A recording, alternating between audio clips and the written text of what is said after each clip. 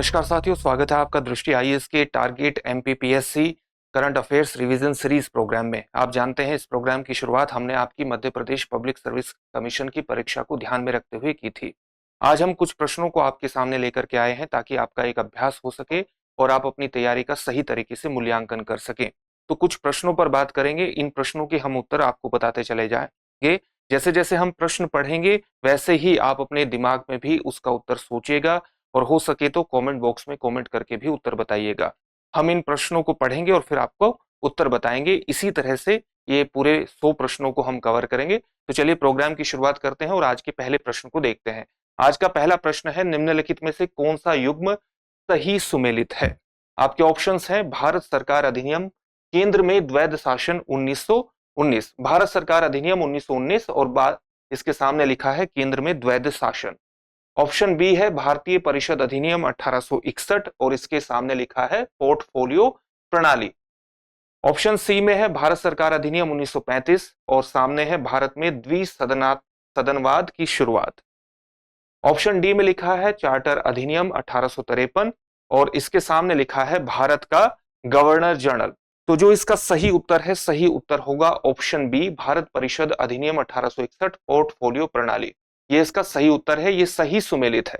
अगला प्रश्न देखते हैं। अगला प्रश्न है, निम्नलिखित में से किस कैबिनेट समिति की अध्यक्षता प्रधानमंत्री नहीं करते हैं? आपके ऑप्शंस है राजनीतिक मामलों की समिति, नियुक्त समिति, आवास पर कैबिनेट समिति और आर्थिक मामलों की समिति। इसका जो सही उत्तर होगा वो होगा आवास पर कैबिनेट समिति। बाकी तीनों समिति की अध्यक्षता हमारे देश के प्रधानमंत्री करते हैं। अगला प्रश्न देखते हैं। अगला प्रश्न है, राज्यपाल द्वारा राज्य विधान परिषद में कितने सदस्यों को मनोनीत किया जाता है? इंपॉर्टेंट प्रश्न है और कई पब्लिक सर्विस कमीशन में पहले से भी पूछा जा चुका है।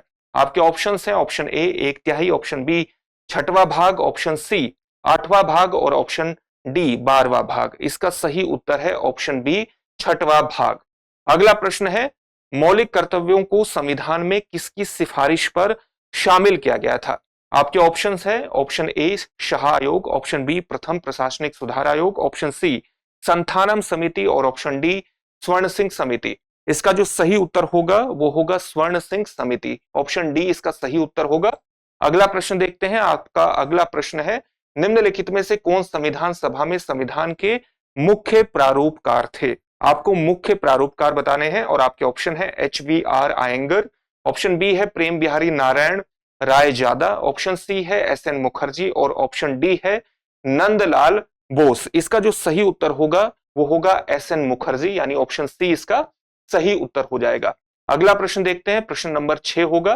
प्रश्न क्या है, प्रस्तावना में समाजवादी, भारतीय संविधान की जो प्रस्तावना है उसमें समाजवादी और पंथ निरपेक्ष शब्द किस संविधान संशोधन द्वारा सम्मिलित किए गए थे? आपके ऑप्शन है ऑप्शन ए 41वां संविधान संशोधन अधिनियम, ऑप्शन बी 42वां संविधान संशोधन अधिनियम, ऑप्शन सी 44वां संविधान संशोधन अधिनियम और ऑप्शन डी 46वां संविधान संशोधन अधिनियम। इसका जो सही उत्तर होगा वो होगा 42वां संविधान संशोधन अधिनियम। अगला प्रश्न है, किसने भारतीय संघ को एक मजबूत केंद्र वाला संघ कहा था? आपके ऑप्शन है option A BR Ambedkar, option B KC Wheare, option C Ivor Jennings और ऑप्शन डी ग्रेनविले ऑस्टिन। इसका जो सही उत्तर होगा ऑप्शन सी होगा आइवर जेनिंग्स। अगला प्रश्न देखते हैं। अगला प्रश्न है, केंद्रीय सतर्कता आयोग की स्थापना किसकी सिफारिश पर की गई थी? आपके ऑप्शंस हैं ऑप्शन ए प्रथम प्रशासनिक सुधार आयोग, ऑप्शन बी कृपलानी समिति, ऑप्शन सी गौरवाला समिति और ऑप्शन डी संथानम समिति। इसका जो सही उत्तर होगा ऑप्शन डी होगा, यानी संथानम समिति इसका सही उत्तर होगा।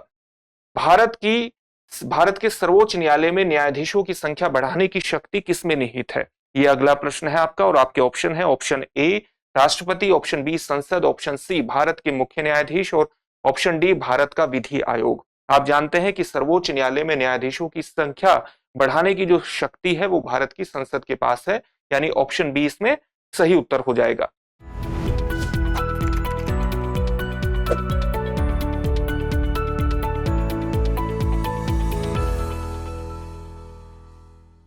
अगला प्रश्न देखते हैं। अगला प्रश्न है, निम्नलिखित में से किसे संविधान सभा का उपाध्यक्ष चुना गया था? संविधान सभा जिसका गठन 1946 में हुआ था, आप जानते हैं, और जिसने भारतीय संविधान का निर्माण किया था 1946 से 1949 के दौरान। तो उस संविधान सभा का उपाध्यक्ष किसे चुना गया था? ये आपके ऑप्शन है आपका ऑप्शन है टीटी कृष्णामचारी, ऑप्शन बी है वीटी कृष्णामचारी, ऑप्शन सी है जीवी पंत और ऑप्शन डी है फ्रैंक एंथोनी। इसका जो सही उत्तर होगा वो होगा ऑप्शन बी वीटी कृष्णामचारी। इनका पूरा नाम था वंगल थिरु वेंकटाचारी, वंगल थिरु वेंकटाचारी कृष्णामचारी इनका पूरा नाम था। तो ऑप्शन बी इसका सही उत्तर हो जाएगा। अगला प्रश्न देखते हैं, निम्नलिखित में से कौन वर्ष 1946 में अंतरिम सरकार का स्वास्थ्य मंत्री था? आपके ऑप्शन है option A Ghazanfar Ali Khan, option B Asaf Ali Khan, option C Abdul Rab Nishtar, option D Jogendra Nath Mandal. इसका जो सही उत्तर होगा वो होगा ऑप्शन ए यानी गजनफर अली खान जो थे वो पहले स्वास्थ्य मंत्री थे जो अंतरिम सरकार 1946 में बनी थी, उनको ही भारत के प्रथम स्वास्थ्य मंत्री के रूप में नियुक्त किया गया था। अब हम अगला प्रश्न देखते हैं और अगला प्रश्न जो है हमारा वो है राष्ट्रगान से संबंधित और वो प्रश्न है कि राष्ट्रगान कब अपनाया गया था? आपके ऑप्शंस हैं ऑप्शन ए 22 जुलाई 1947 को, ऑप्शन बी 24 जनवरी 1950 को, ऑप्शन सी 15 अगस्त 1947 को या ऑप्शन डी 26 जनवरी 1950 को। इसका जो सही उत्तर होगा वो होगा ऑप्शन बी यानी 24 जनवरी 1950 को राष्ट्रगान अपनाया गया था। अगला प्रश्न है भोपाल गैस त्रासदी से संबंधित। भोपाल गैस त्रासदी के समय मध्य प्रदेश के मुख्यमंत्री कौन थे? आपके ऑप्शन है option A Motilal Vora, option B Arjun Singh, option C Shyam Charan Shukla और ऑप्शन डी दिग्विजय सिंह। तो इसका सही उत्तर है option B Arjun Singh. Bhopal gas त्रासदी जो कि 1984 में हुई थी उस दौरान मध्य प्रदेश के मुख्यमंत्री थे। अगला प्रश्न है आपका भोपाल नगर परिषद को नगर निगम का दर्जा कब प्रदान किया गया था? आपके ऑप्शन है 1963 में, 1974 में, 1983 में या 1993 में। इसका जो ऑप्शन है ऑप्शन सी यानी 1983 में भोपाल नगर परिषद को नगर निगम का दर्जा सामान्य तौर से प्रदान किया गया था। तो इसमें सही उत्तर आपका हो जाएगा ऑप्शन सी।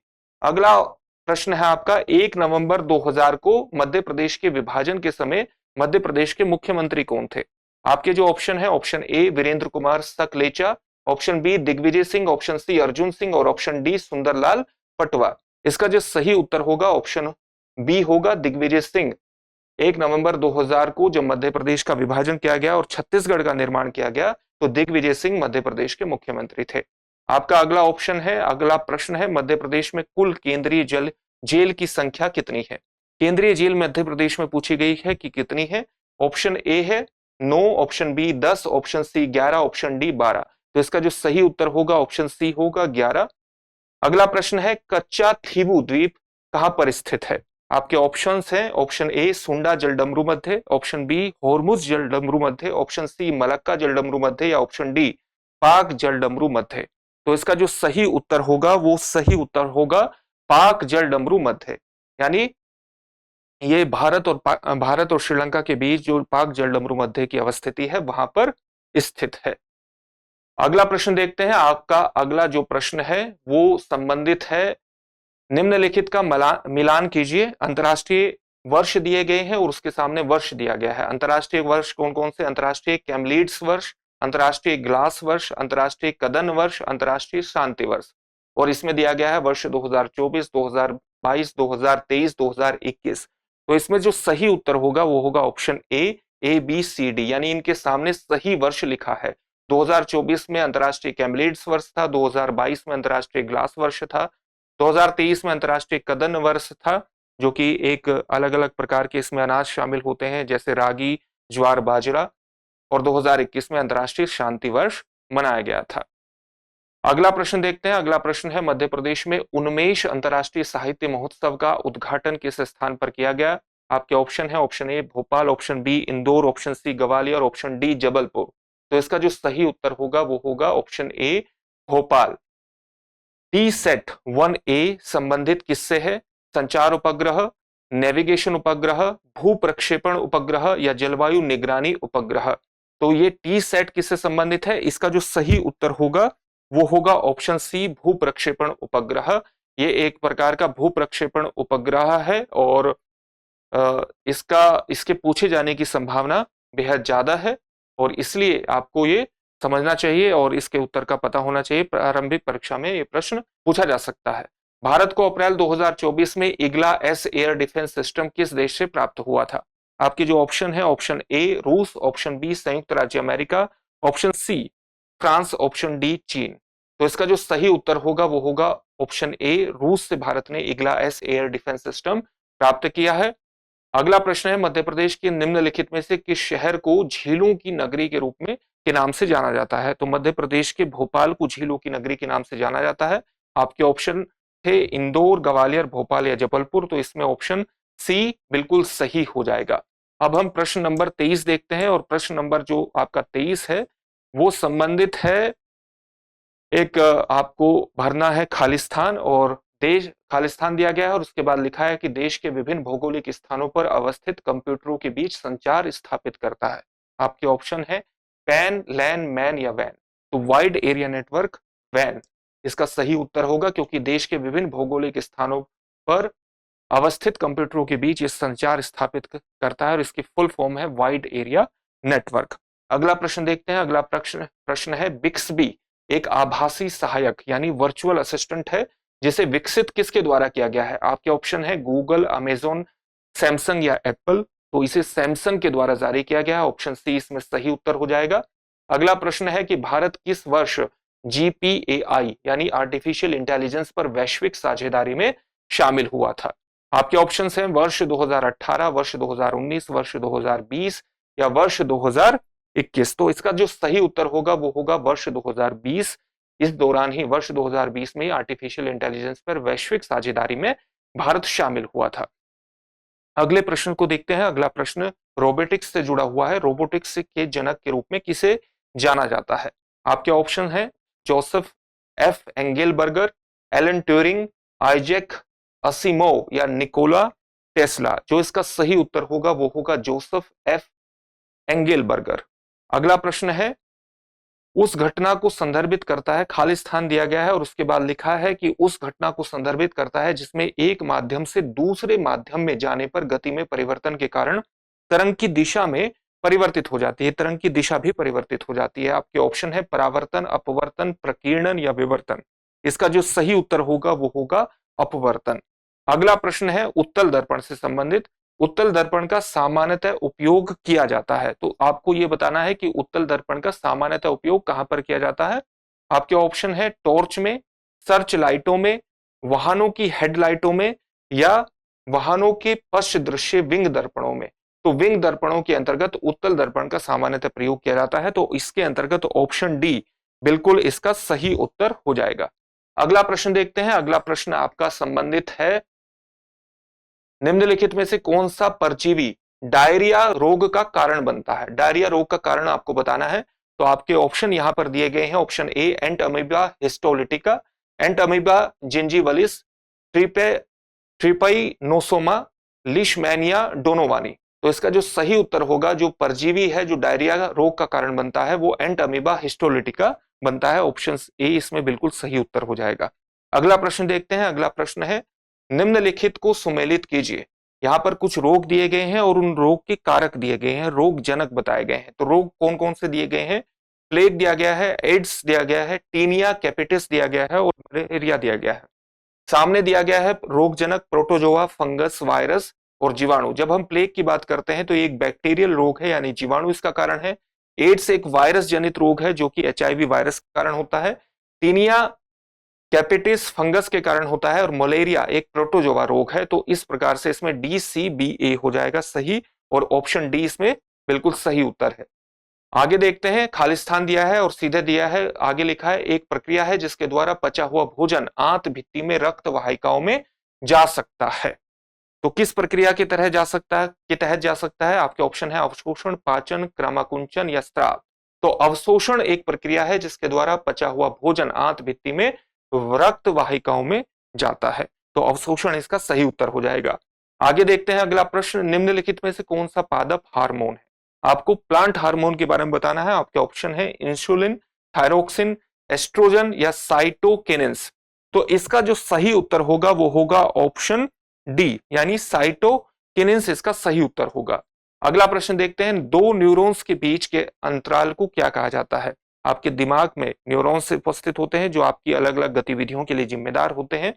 तो दो न्यूरॉन्स के बीच के स्थान को क्या कहा जाता है? आपके ऑप्शन है डेंड्राइट, सिनेप्स, एक्सोन या इंपल्स। इसका सही उत्तर होगा सिनेप्स। इसका सही उत्तर है। अगला प्रश्न देखते हैं, प्रश्न नंबर 34 हम देखेंगे, और ये किससे संबंधित है? ये संबंधित है एक अपच की प्रक्रिया से कि अपच के उपचार के लिए निम्नलिखित में से किस श्रेणी की दवाओं का उपयोग किया जाता है? आपके जो ऑप्शन है वो है प्रतिजैविक, पीड़ाहारी, प्रति अम्ल और पूतिरोधी।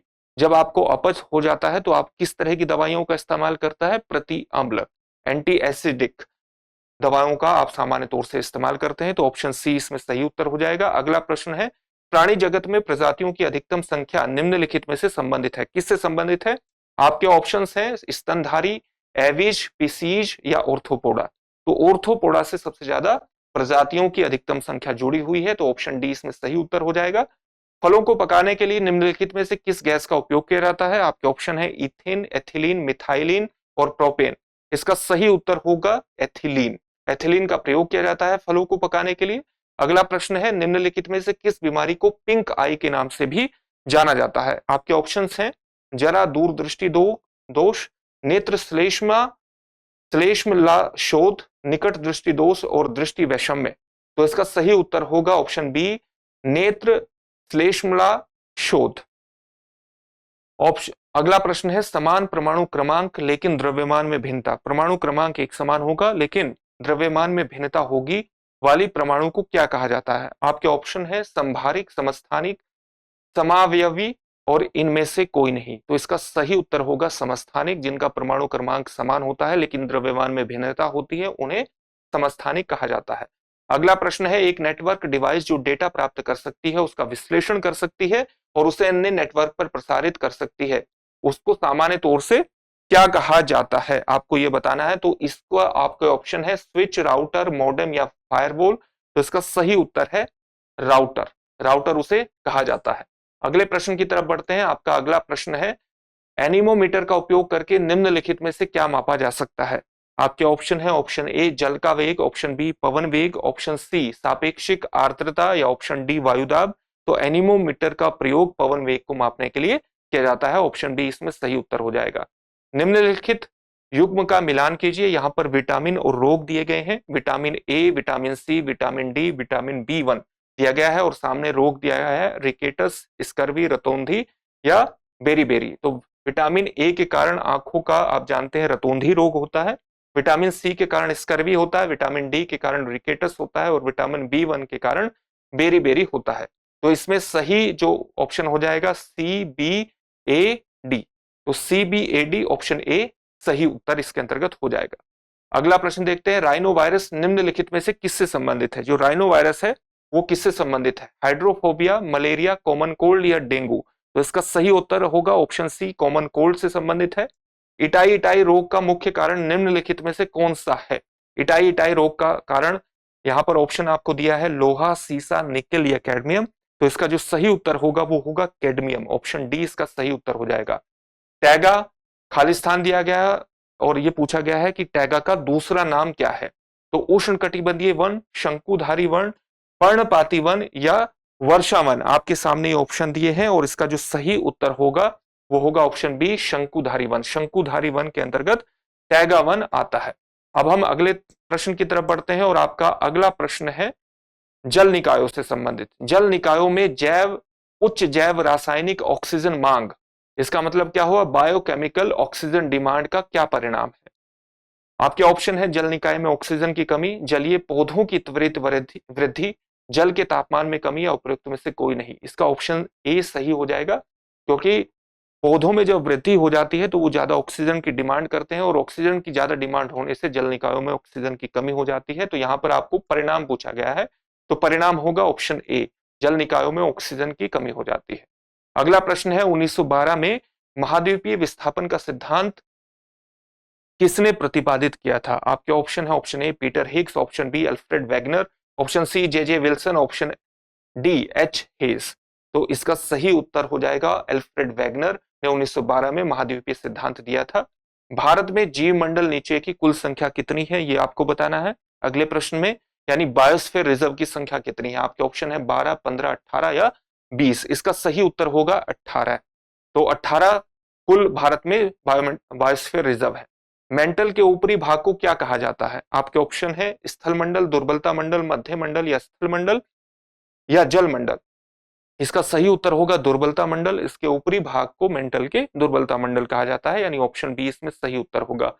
नर्मदा बेसिन को कितने कृषि जलवायु क्षेत्रों में विभाजित किया गया है? आपके ऑप्शन है 2, 3, 4 या 5। इसका सही उत्तर होगा 4। 4 कृषि जलवायु क्षेत्रों में नर्मदा बेसिन को विभाजित किया गया है। अगला प्रश्न है निम्नलिखित में से कौन सी नदी दक्षिण की गंगा के नाम से जानी जाती है? आपके ऑप्शन है कावेरी, महानदी, गोदावरी या कृष्णा। इसका सही उत्तर होगा गोदावरी। गोदावरी को दक्षिण की गंगा के नाम से जाना जाता है। अगला प्रश्न जो है आपका वो संबंधित है मानसून से। निम्नलिखित में से किस मानसून के कारण मध्य प्रदेश में सर्वाधिक वर्षा होती है? आपके ऑप्शन है पूर्वोत्तर मानसून, दक्षिण पश्चिम मानसून, दक्षिण मानसून या उपयुक्त में से कोई नहीं। इसका जो सही उत्तर होगा वो होगा ऑप्शन बी, दक्षिण पश्चिम मानसून। अगला प्रश्न है माही नदी का उद्गम मध्य प्रदेश के निम्नलिखित में से किस जिले से होता है? आपके ऑप्शन है बैतूल, सिवनी, छिंदवाड़ा या धार। तो धार जिले से माही नदी का उद्गम होता है, तो इसका सही उत्तर ऑप्शन डी हो जाएगा, धार। अगला प्रश्न है कोलार बांध मध्य प्रदेश के निम्नलिखित में से किस जिले में स्थित है? कोलार बांध का आपको बताना है। Option A Balaghat, option B Sehore, option C Jhabua या ऑप्शन डी धार। तो कोलार बांध सीहोर जिले में स्थित है। सीहोर जिले से में ही वो स्थित है, तो ऑप्शन बी इसमें सही उत्तर हो जाएगा। अगला प्रश्न है निम्नलिखित में से कौन सी नदी नर्मदा नदी के बाएं किनारे यानी लेफ्ट वाले किनारे की सहायक नदी है? आपके ऑप्शन है ऑप्शन ए बुरहनेर, ऑप्शन बी हिरन, ऑप्शन सी बरना या ऑप्शन डी कोलार। तो इसका सही उत्तर होगा ऑप्शन ए बुरहनेर। बैरन द्वीप के बारे में प्रश्न है। बैरन द्वीप के बारे में निम्नलिखित में से कौन सा कथन सही है? आपके ऑप्शन है यह विश्व का सबसे बड़ा ज्वालामुखी द्वीप है, ऑप्शन बी है यह भारत का एकमात्र सक्रिय ज्वालामुखी है, ऑप्शन सी यह हिंद महासागर का उच्चतम बिंदु है या ऑप्शन डी यह एकमात्र द्वीप है जहां कोई वनस्पति नहीं है। तो ये भारत का एकमात्र सक्रिय ज्वालामुखी है, ऑप्शन बी इसमें सही उत्तर हो जाएगा। अगला आपका प्रश्न है निम्नलिखित में से किसे भारत में शिक्षा का मैग्ना कार्टा कहा जाता है? आपके ऑप्शन है ऑप्शन ए मैकाले विवरण पत्र, option B Wood's Despatch, option C है हंटर आयोग की रिपोर्ट और ऑप्शन डी है वर्धा योजना। तो 1854 का वुड्स डिस्पैच को भारत में शिक्षा का मैग्ना कार्टा कहा जाता है, तो ऑप्शन बी इसके अंतर्गत बिल्कुल सही हो जाएगा। अब हम बढ़ते हैं अपने अगले प्रश्न की तरफ। तो हमारा अगला जो प्रश्न है, अगला प्रश्न हमारा है निम्नलिखित में से कौन थियोसॉफिकल सोसाइटी का संस्थापक नहीं था? तो आपके ऑप्शन इसमें बताए गए हैं madam HP Blavatsky, option B Annie Besant, option C colonel HS Olcott और ऑप्शन डी उपयुक्त में से कोई नहीं। तो इसका जो सही उत्तर होगा वो होगा एनी बेसेंट। एनी बेसेंट इसमें बास में जुड़ी थी और इसके जो संस्थापक थे वो थे एचपी ब्लावत्स्की और कर्नल एचएस ओलकोट। अगला प्रश्न है नील दर्पण किसकी प्रसिद्ध कृति है? आपके ऑप्शन भारतेंदु हरिश्चंद्र, बंकिम चंद्र चट्टोपाध्याय, दीनबंधु मित्र या सुब्रमण्यम भारती। इसका जो सही उत्तर होगा ऑप्शन सी होगा दीनबंधु मित्र। अगला प्रश्न है निम्नलिखित में से किस वर्ष अखिल भारतीय मुस्लिम लीग की स्थापना हुई? और आपके ऑप्शन है option A 1905, option B 1906, option C 1907, option D 1908। तो अखिल भारतीय मुस्लिम लीग की स्थापना 1906 में हुई थी। आगे बढ़ते हैं और अगला प्रश्न देखते हैं स्वराज पार्टी का गठन कब हुआ था? आपके ऑप्शन है 1920, 1923, 1921 या 1922। इसका जो सही उत्तर होगा वो होगा 1923, यानी ऑप्शन बी सही उत्तर हो जाएगा। वर्ष 2022-23 में आसियान के साथ व्यापार भारत के वैश्विक व्यापार का कितना प्रतिशत था? 22-23 का आपको आंकड़ा बताना है। आपके ऑप्शन है 10.1%, 11.3%, 12.2% या ऑप्शन डी 13.4%। ये आपको इसका उत्तर बताना है और इसका जो सही उत्तर होगा वो होगा ऑप्शन बी 11.3%। अगला प्रश्न है स्टेटस होल्डर योजना किससे संबंधित है? विदेश व्यापार नीति, ब्याज अनुदान योजना से, स्टार्टअप इंडिया कार्यक्रम से या इनमें से कोई नहीं। तो ये विदेश व्यापार नीति से संबंधित है, ऑप्शन ए इसका सही उत्तर होगा। एक गैर बैंकिंग वित्तीय कंपनी किसके अंतर्गत पंजीकृत है? आपके ऑप्शन है ऑप्शन ए भुगतान और निपटान प्रणाली अधिनियम 2007, प्रतिस्पर्धा अधिनियम 2002, ऑप्शन सी आपका होगा इसके अंतर्गत कंपनी अधिनियम 1956 या ऑप्शन डी आपका होगा फैक्ट्री विनियमन अधिनियम 2011। तो इसका जो सही उत्तर होगा ऑप्शन सी होगा कंपनी अधिनियम 1956 इसका सही उत्तर है। अगला प्रश्न है, व्यापार दस्तावेजों के डिजिटलीकरण पर उच्च स्तरीय सिद्धांत किससे संबंधित है? आपके ऑप्शन है आसियान, सार्क, विश्व व्यापार संगठन या G20। तो इसका जो संबंध है वो G20 से है, तो ऑप्शन डी इसमें सही उत्तर हो जाएगा।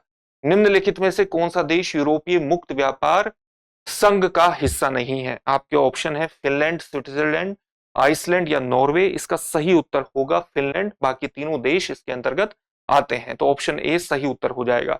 कोविनेट निम्नलिखित में से किस संगठन की एक पहल है? आपके ऑप्शन है संयुक्त राष्ट्र, विश्व स्वास्थ्य संगठन, विश्व बैंक समूह या उपर्युक्त में से कोई नहीं। तो कोविनेट जो पहल है वो कोविड से जुड़ी हुई है और विश्व स्वास्थ्य संगठन की एक महत्वपूर्ण पहल है, तो इसमें ऑप्शन बी सही उत्तर हो जाएगा। अगला प्रश्न है, अंतर्राष्ट्रीय वन दिवस 2024 की क्या थीम थी? आपके ऑप्शन है forest and sustainable production and consumption, option B है forest and health, option C है forest and innovation, new solutions for a better world, option D है फॉरेस्ट एंड बायोडाइवर्सिटी। तो ऑप्शन सी इसमें सही उत्तर हो जाएगा, forest and innovation, new solution for a better world. अगला प्रश्न है, निम्नलिखित में से किस देश ने क्रिसोटाइल एस्बेस्टोस पर प्रतिबंध लगा दिया है? आपके ऑप्शन है, ऑप्शन ए संयुक्त राज्य America, option B Australia, option C Canada, option D सऊदी अरब। तो ऑप्शन ए इसमें सही हो जाएगा, संयुक्त राज्य अमेरिका। मार्च 2024 में संयुक्त आर्थिक और व्यापारिक समिति की स्थापना के लिए प्रोटोकॉल पर हस्ताक्षर किए गए। तो आपके ऑप्शन है भारत और डोमिनिकन गणराज्य, भारत और हैती, भारत और जमैका और भारत और क्यूबा।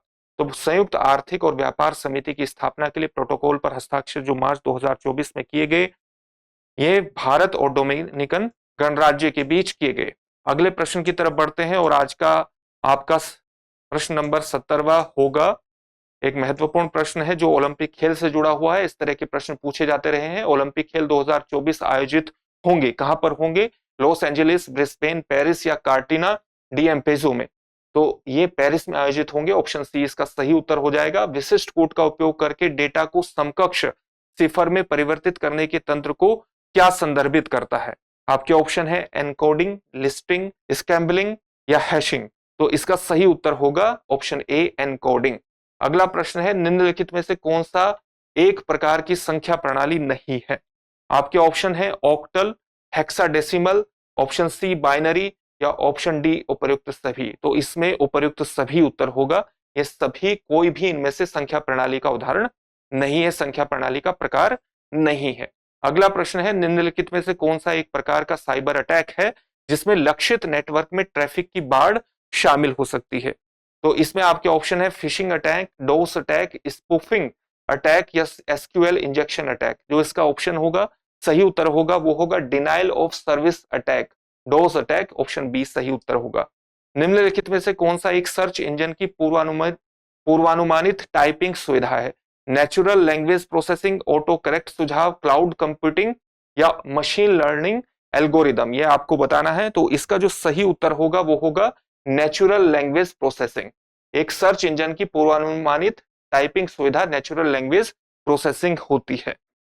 आगे बढ़ते हैं और अगला प्रश्न देखते हैं, निम्नलिखित में से कौन आवश्यक भंडारण के बिना अधिक डेटा के प्रसंस्करण को सक्षम बनाता है? आपके ऑप्शन है, option A grid computing, option B blockchain, option C cloud computing या ऑप्शन डी इनमें से कोई नहीं। तो जो इसका सही उत्तर होगा वो होगा क्लाउड कंप्यूटिंग।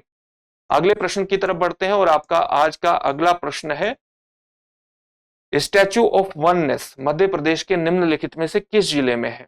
तो स्टैच्यू ऑफ वननेस बताना है भोपाल, खंडवा, इंदौर या सीहोर में। तो इसका जो सही उत्तर होगा वो होगा खंडवा। खंडवा में स्टैच्यू ऑफ वननेस को बनाया गया है, जो कि शंकराचार्य की एक दीर्घा मूर्ति को स्थापित किया गया है इसके अंतर्गत। क्वीन ऑन द व्हील महिला बाइकिंग टूर का संचालन किसके द्वारा किया गया है? केरल, गुजरात, उत्तर प्रदेश और मध्य प्रदेश। इसका सही उत्तर मध्य प्रदेश है। मध्य प्रदेश ने ही क्वीन ऑन द व्हील महिला बाइकिंग टूर का संचालन किया है। अगला प्रश्न है, अप्रैल 2024 में निम्नलिखित में से किस देश ने रिले उपग्रह क्वीक्वायो 2 लॉन्च किया है? आपके ऑप्शन है रूस, जापान, भारत या चीन। तो इसका जो प्रक्षेपण किया है रिले उपग्रह का चीन ने किया है, तो ऑप्शन डी इसमें सही उत्तर हो जाएगा। मोहन यादव ने मध्य प्रदेश के मुख्यमंत्री के रूप में शपथ कब ली? जुलाई 2023, सितंबर 2023, नवंबर 2023 या दिसंबर 2023? इसका सही उत्तर होगा दिसंबर 2023 यानी option D. Legends league cricket trophy tour कहां से शुरू किया गया था? ऑप्शन है आपके भोपाल, इंदौर, ग्वालियर या जबलपुर। तो इसकी शुरुआत ऑप्शन ए भोपाल से हुई थी। निम्नलिखित में से कौन भारत में सबसे बड़ा हड़प्पा स्थल है? आपके ऑप्शन है कालीबंगा, लोथल, धोलावीरा या राखीगढ़ी। तो सबसे बड़ा जो हड़प्पा स्थल है वो भारत में जो स्थित है वो है राखीगढ़ी। तो ऑप्शन डी इसके अंतर्गत एक सही उत्तर हो जाएगा। अगले प्रश्न की तरफ बढ़ते हैं और अगला प्रश्न है अंगुतर निकाय निम्नलिखित में से किससे संबंधित है? आपके ऑप्शन है जैन धर्म, वैष्णववाद, शैववाद या बौद्ध धर्म। तो इसमें सही उत्तर होगा बौद्ध धर्म, ऑप्शन डी। अंगुतर निकाय बौद्ध धर्म से जुड़ा हुआ है। निम्नलिखित में से किस शासक ने इबादत खाना की स्थापना की थी? आपके ऑप्शन है शाहजहां, अकबर, हुमायूं, औरंगजेब। तो इबादत खाना की स्थापना की थी अकबर ने, ऑप्शन बी इसमें सही उत्तर होगा। निम्नलिखित में से किस शासक ने 2.5 दिन का झोपड़ा का निर्माण करवाया था? तो इसमें आपके जो ऑप्शन होंगे वो होंगे रजिया सुल्तान, इल्तुतमिश, अलाउद्दीन खिलजी या कुतुबुद्दीन ऐबक। 2.5 दिन के झोपड़े का निर्माण कुतुबुद्दीन ऐबक ने करवाया था, ऑप्शन डी इसमें सही उत्तर हो जाएगा। हुमायूं नामा किसकी प्रसिद्ध कृति है? आपके ऑप्शन है अबुल फजल, गुलबदन बेगम, अब्दुल कादिर बदायूनी या अब्बास खां सरवानी।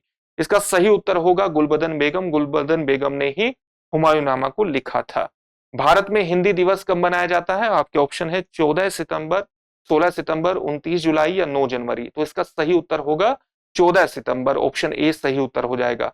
अभ्यास वरुण किन देशों से संबंधित है? भारत और थाईलैंड, भारत और इंडोनेशिया, भारत और यूनाइटेड किंगडम और भारत और फ्रांस।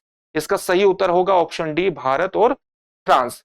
बन्नी घास का मैदान निम्नलिखित में से किस राज्य में स्थित है? आपके ऑप्शन है मध्य प्रदेश, राजस्थान, छत्तीसगढ़ या गुजरात। इसका सही उत्तर है गुजरात, ऑप्शन डी, यानी बन्नी घास का जो मैदान है वो गुजरात में स्थित है। अगला प्रश्न है आपका संबंधित है समक्का सरलम्मा जतारा कहां आयोजित किया जाता है? आपके ऑप्शन है छत्तीसगढ़, झारखंड, तेलंगाना या ओडिशा। तो समक्का सरलम्मा जतारा का आयोजन तेलंगाना में किया जाता है, ऑप्शन सी सही हो जाएगा। दीपोर बील रामसर स्थल कहां पर स्थित है? मेघालय, असम, पश्चिम बंगाल या बिहार। तो ऑप्शन बी सही उत्तर है, असम में ये स्थित है। वीर बाल दिवस कब मनाया जाता है? आपके ऑप्शन है 23 जनवरी, 29 जुलाई, 14 जनवरी या 26 दिसंबर। तो वीर बाल दिवस का जो मनाया जाता है ये मनाया जाता है 26 दिसंबर को। निम्नलिखित में से कौन मध्य प्रदेश की दूसरी सबसे बड़ी जनजाति है? आपके ऑप्शन है गोंड, भील, कोल या कोरकू। इसका सही उत्तर है ऑप्शन बी भील, इसका सही उत्तर हो जाएगा। मध्य प्रदेश के निम्नलिखित में से किस जिले में जनजातीय आबादी का प्रतिशत सबसे अधिक है? आपके ऑप्शन है जनजातीय जाति का प्रतिशत आपको बताना है, जनजातीय आबादी का। झाबुआ, डिंडोरी, अलीराजपुर या बड़वानी। तो सबसे ज्यादा जनजातीय आबादी का जो प्रतिशत है वो अलीराजपुर में स्थित है, ऑप्शन सी में। वर्ष 2011 की जनगणना के अनुसार मध्य प्रदेश की जनजातियों में साक्षरता दर कितनी है? तो आपके ऑप्शन है 51.5%, 50.1%, 50.6% या 52.3%। तो जो इसका सही उत्तर होगा वो होगा 50.6%। वर्ष 2011 की जनगणना के अनुसार मध्य प्रदेश में बाल लिंगानुपात कितना है? 927, 919, 932 या 918। तो बाल लिंगानुपात कितना है मध्य प्रदेश में? 918। तो 918 इसका ऑप्शन डी सही उत्तर हो जाएगा। अगला प्रश्न देखते हैं। अगला प्रश्न है एक मालवा का अंतिम सुल्तान कौन था? आपके ऑप्शन है मियां बायजिद बाज बहादुर, नसीरुद्दीन शाह, शहाबुद्दीन महमूद शाह द्वितीय या अलाउद्दीन महमूद शाह प्रथम। तो इसका जो सही उत्तर होगा वो होगा ऑप्शन ए मियां बायजिद बाज बहादुर। निम्नलिखित में से किस शासक ने भोपाल में कमलापति महल का निर्माण करवाया था? आपके ऑप्शन है नवल शाह, संग्राम शाह, निजाम शाह या शंकर शाह। तो इसका जो सही उत्तर होगा वो होगा निजाम शाह, इसका सही उत्तर हो जाएगा। अगला प्रश्न है भारतीय राष्ट्रीय कांग्रेस का कौन सा सत्र मध्य प्रदेश में आयोजित किया गया था? आपके ऑप्शन है 1925, 1942, 1939 या 1937। इसका सही उत्तर होगा ऑप्शन सी 1939। महाराजा छत्रसाल ने मध्य प्रदेश के किस क्षेत्र पर शासन किया था? आपके ऑप्शन है रीवा, निवाड़, बघेलखंड या बुंदेलखंड। तो महाराजा छत्रसाल ने बुंदेलखंड पर शासन किया था, ऑप्शन डी इसमें सही उत्तर हो जाएगा। भोपाल रियासत को आधिकारिक तौर पर भारत की केंद्र सरकार द्वारा कब विलय किया गया था? आपके ऑप्शन है 1 मई 1948, 31 मई 1949, 1 जून 1949 या 30 जून 1948। तो भोपाल रियासत को भारत सरकार द्वारा जो विलय किया गया था वो 1 जून 1949 को किया गया था। तो इसका जो सही उत्तर होगा वो होगा ऑप्शन सी तो ये कुछ प्रश्न थे जो आने वाली Madhya Pradesh public service commission की परीक्षा में आपको मदद कर सकते हैं। ये इसलिए पूरा आपको एक अभ्यास कराने का प्रयास इस प्रोग्राम के अंतर्गत करवाया गया है। फिर से एक नए सेशन में आपसे मुलाकात होगी। धन्यवाद। डियर व्यूअर्स, अपने एग्जाम की तैयारी को और बेहतर करने के लिए हमारे चैनल को लाइक, शेयर और सब्सक्राइब करना न भूलें।